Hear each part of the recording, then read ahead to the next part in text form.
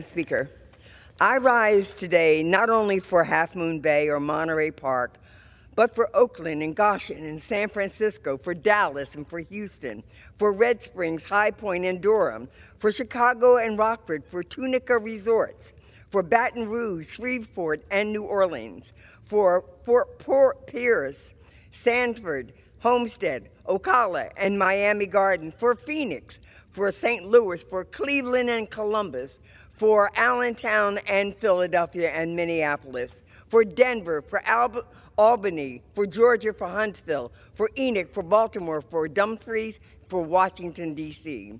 We are 26 days into the new year, and in those 26 days, there were 40 mass shootings in our country. That is 40 mass shootings, 73 innocent Americans killed. These were mothers and fathers, sons and daughters who should still be with us today, and my heart is broken for every single solitary one of them. How much more heartbreak must our nation endure? How many more lives must we lose? How many more times must we watch as one another, as another safe space, another sanctuary, another school or a celebration becomes a site for a shooting? How many times must I come to the floor and make this plea? Our moments of silence won't save a single solitary soul. We've seen more mass shootings in the first month of 2023 than in any January on record. The new year should mark new beginnings, new progress, new hope. Instead, we find ourselves moving backward. In less than a month, this year has become one defined by shock and sorrow. For every other country in this developed world has managed to rein in gun violence. In 1996, Australia enacted common sense firearm regulations following a mass shooting, and gun deaths were cut in half.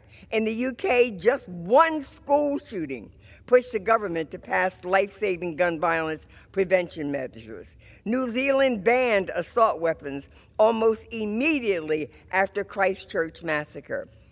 Where our peer nations choose to act, America chooses to stand by in the face of tragedy after tragedy after tragedy.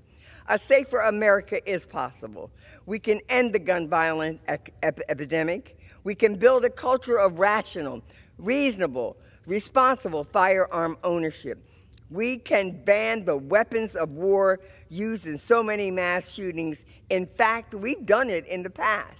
From 1994 to 2004, the United States banned assault weapons, and during that time, gun deaths plummeted, and they shot right back up as soon as the ban was lifted. We have the resources and the precedent to do that again. What we need is a political will. Ending gun violence is not an issue of can't, it is an issue of won't. My Republican colleagues won't ban assault weapons. They won't ban large magazines. They won't pass universal background checks. The gun violence epidemic is a stain upon the fabric of our nation, and that stain grows deeper every second that Congress chooses not to pass substantial gun violence prevention legislation. Last year, we did take a key step in the right direction by passing the bipartisan SAFER Act, Communities Act, but make no mistake, that was a beginning, and we cannot allow it to end there. I'm grateful that my colleague, David Cicilline, plans to reintroduce an assault weapons ban. I, too, am choosing to act. I will soon reintroduce my bill to stop online ammunition sales. Madam Speaker, I stand here confident that my Democratic colleagues will stand behind this common sense legislation. From Sandy Hook to Uvalde, to Monterey Park to Trenton, New Jersey, every mass shooting is a policy choice. Democrats are prepared to choose better, and I demand that Republican colleagues do the same. Thank you, ma'am. I yield back.